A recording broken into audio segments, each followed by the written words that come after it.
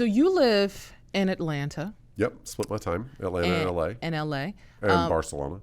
That part. Sorry. But this is the Black Mecca. How do you feel about being white, male, LGBTQ, living in the Black Mecca? I don't know that it actually. You know how the people who say, I'm not racist, I've got a black friend. Mm-hmm. I never actually thought about the fact that I lived in the Black Mecca until someone brought it to my attention. So I never really thought about it, to be honest with you. I jokingly say now that this is a city that is run by black women and the rest of us get the pleasure of living here. Oh, exactly. Atlanta, from our food to our music to our fashion to everything else. I mean, we're the 6th largest city in the country. We're better. This city is better because of black people. And if you don't like black people or gay people, don't move here. Do not. This ain't your city, boo. It's not, because what they coined the phrase, like, this is the city that doesn't have time to hate. No. Well, no, we're not. You know what? I disagree with that statement. We'll get into that in a little bit. I do think that this is a very introspective and inclusive community. I think Atlanta, from our mayor. Listen, I'm going to say something that's not going to be popular. Our governor has not actually hurt my community. I mean, I didn't vote for him. I've never voted for him, but I can't say he's done anything to hurt me. This state. I got a whole other side. Okay, and I'm willing to hear. Again, never voted for him. Yeah, but. Yeah. And I won't. I'm not going to talk about it, but okay. Let's just say that things are being put in place to Where's prevent. My camera right now? I'm just saying, prevent people from voting. So, like my friend. No. I do think that happened. My friend, who's a Republican who ran just yesterday, he warned me. He said, listen, there's not as many Republicans as there are Democrats, but Republicans play chess. Democrats play checkers. So they set up all of these rules and regulations from gerrymandering. I would like for you to not make me cry today, because today is a very we're going to get energized day. We're going to get to it because this is the day after the election, and they are doing things that we're not aware of. Yep. And then we play the game and then we lose. But what we don't understand is the game is set, so we never win. Anyway. How do you feel about the fact that we wanted Kamala to win, and everybody said that she was going to win? Yeah. Even BBC polls said. You even had the guy who predicted like 10 elections said she was going to win. Yep. And he actually was wrong this election for the first time since Reagan. Yeah. You know, I had a dream 3 weeks ago, and I was telling people that she wasn't going to win, and they were telling me, oh, you're crazy. If you told me that yesterday, I would have told you that you were crazy. Yeah, a lot of people did, and they called me and apologized. But how is that? I'm not going to call you and apologize. But you're here right now. So how did that make you feel as an ally? An ally for what? For the African American community. Or to the African American community. Can I be honest? Sure.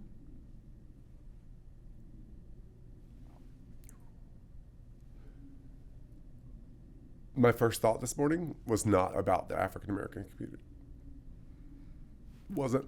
What did you think about? The gay community.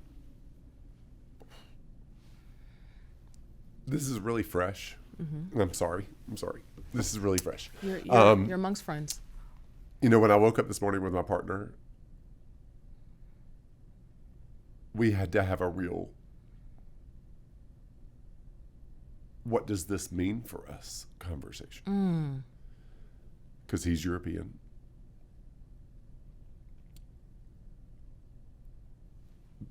There's a strong possibility that we're leaving. I don't know that I can do another Trump. I'm sorry. Like, this is like, Just breathe I'm through sorry if I'm taking the conversation too No, heavy you're too good. soon. You're good. You're but good. like, You're fine. Just like go. I have nieces who are Asian. They're not biological nieces, but they're 12, 13. And it's a hard thing. When a week and a half ago, someone at a specific rally at Madison Square Garden, made fun of black men and Puerto Rico and all that. Like, it's a hard thing for me to quantify back to why this person deserves to be the leader of the free world. And one of the things that I probably am the most blessed with is 600,000 followers and growing. Mm-hmm. And now I'm reaching a UK audience and a Dutch audience, a French audience, a Spanish audience, meaning Spain. And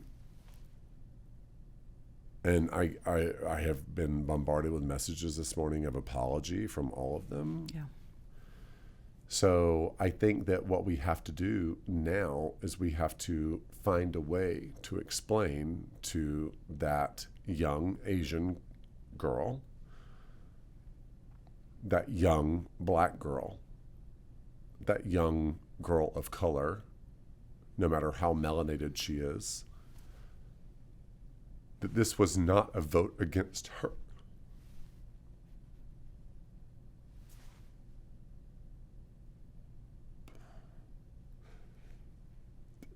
This is still really raw.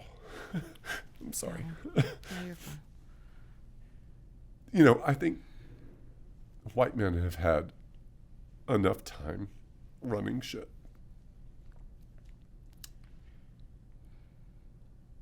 Atlanta is a prime example of why it's okay for melanated people. I don't like to say black because you're not black, right? Like, and black people are not black. Like, that was a term that was given by white people. I don't like using that term. I like melanated people because it comes in all forms. It's more accurate.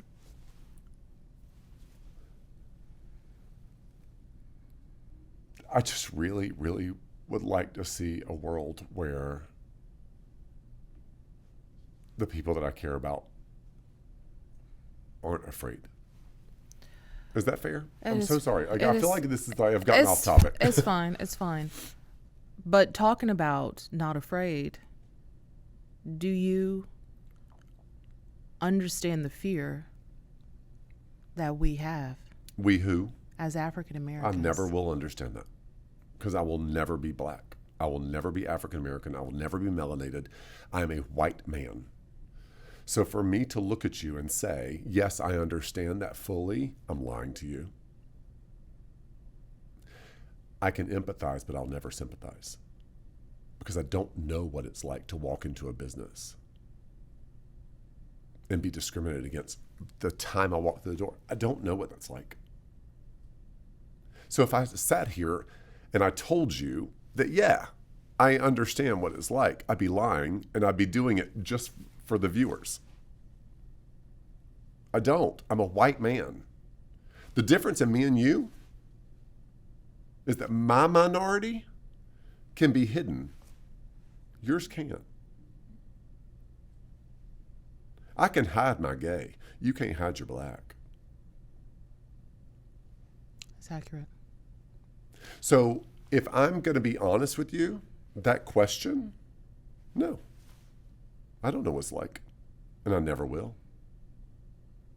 Has any of your friends who are melanated told you any of their concerns? Mm-hmm. I had lunch today. What did you find out?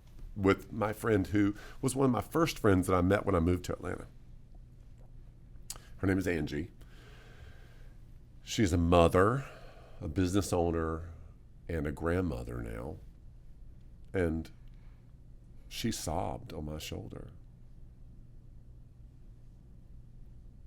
for fear of her words.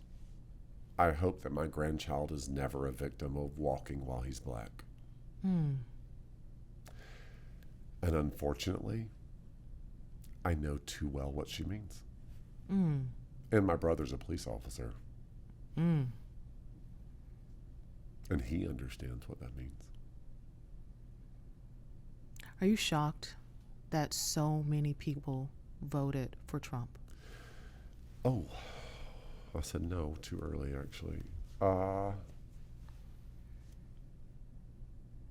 what does that mean? What does that say to the rest of the world about how things are being ran here?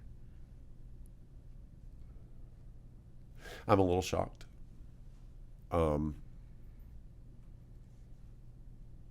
I have put out a message on my social media, and I hope that when we're editing this, we don't cut that out, because I want that to be a part of what I'm about to say next. There is a very real differential in people understanding what it means for there to be an increased cost of eggs in the economy. I also own a real estate business. I have benefited greatly financially, personally, from a 2.75% interest rate. Mm-hmm. And when I tell you that I made so much money that year, so much money, mm-hmm. Stupid. I bought 3 Birkins that year. Mm-hmm. However, that is what caused higher inflation. When you have a surplus of money flowing in the system, inflation goes up. When you raise interest rates, you claw back that money and you help balance it. Before interest rates hit 2.75% in Atlanta, I think the average cost of a home sale was $275,000. After COVID, $550,000. Yeah. This is basic economics. And look, I'm a high school dropout. It doesn't take a genius to figure this out. But yet people still will vote for Trump because they think that their cost of eggs were cheaper when he was in office. Do you think people understand how government works? Meaning, no. The American government, in my opinion, the American person, and again, this is I'm proud American, mm-hmm. right? Yeah. So I'm not saying anything to disparage anyone else. I think that it's very easy for people to try to have a scapegoat. So I think it's very easy for the American consumer to put blame on someone else. So the Biden administration, for instance, mm-hmm. Oh God, it's so expensive to live, gas prices and this and that, mm-hmm. and, whatever. But I think it's, you see on social media, it's like, tell me you're poor without telling me you're poor. Mm-hmm. Tell me you don't understand civics without telling me you don't understand civics. That part. Right? So the Trump administration during the first, and by the way, register Republican. Ooh. 100%. Really? Have not voted since Trump ran. Wow. Have not voted that way. Gotcha. Right? I voted Democrat. Yeah. I'm very good friends with Trump's ex-girlfriend in New York. So, yeah. Like, I know how the sausage is made, I guess. So,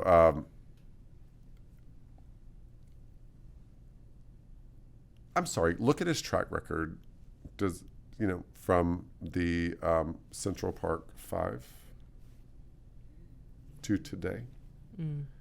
He's always vilified someone of color. Ooh. I'm not saying this. Mm-hmm. This is not me saying this. Mm-hmm. This is his track record. Yeah. And by the way, the Central Park were found innocent. That part. They didn't do anything. But he asked for what they're hanging or their execution. No, but he vilified them. Yeah, he took out an ad. A full-page ad in the New York Times, mm-hmm. vilifying these black men. You know what? Take it back a step. Melanated men. Mm-hmm. You have to have there needs to be a retribution for that. Yeah.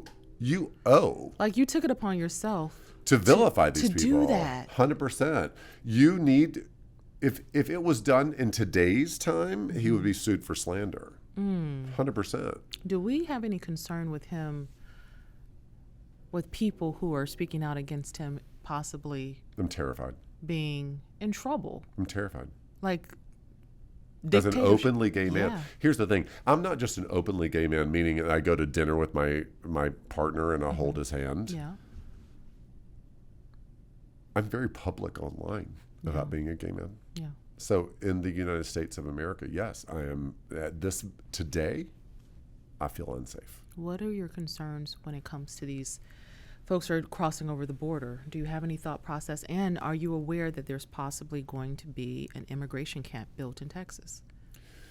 By immigration camp, what do you mean? I mean a camp for immigration, people who are crossing the border illegally. Oh, cap or camp? Camp. Camp. Okay, so first and foremost, we have to understand that what is the number one cause of illegal immigration in our country? Do you know what that is? Because I do. I thought the number one cause? Uh-huh. Oh my. I thought it was maybe paperwork or something like that. No, it's people overstaying their visa, which means they're flying here. Yeah. They're flying here. They're not actually crossing over. They're not, exactly. Through the border. And also, if I could take it one step further, if you're trying to equate the fentanyl crisis, which I think has been commonly tied, to illegal immigration, do you mean to tell me that people are smuggling drugs in backpacks and that's what's killing record numbers of people? False. I'm so sorry. The number one cause of illegal drug immigration to this country is through our ports. So if we're going to have a conversation, we need to have a real one. Yeah. So, and it's not against brown people crossing our southern border. Now, that's not to say that I think that we should have no regulation on immigration. I actually think we should have a very strong regulation on immigration. I don't believe in open borders. I think if you want to build a wall, build a fucking wall 10 miles high. Don't care. Build it, bitch. Do it. I love it. I really do. It's not going to change shit, but build it. We're the richest country on the planet. You want to build a wall? Build it, bitch, with marble. We're not actually, but okay. But we should do it. It's fine. But if we do it, then we have got to have a path to legal citizenship that is a known path, because we are a land that was stolen from someone else. We are immigrants ourselves. I'm a white man. Honey, nobody with this kind of nose came from this Did y'all country. notice how you said white man? White. I'm a white man. White. I am. But look, there's nothing wrong with that, but we have to acknowledge that we didn't start this shit. Yeah. There were people here before us. Many. And a lot of those people are the people who are crossing back over. I mean, if you know history, you know how we got Texas. I'm just saying, Texas was part of Mexico. Most people don't know that. All of this, all of what we have now. Okay, never mind. I was about to go into a whole different genre, honey. Hey guys, welcome to our YouTube channel. Make sure you subscribe, like, share, and comment. You never know when I might be in the comments. And also, thank you guys for continuing to watch.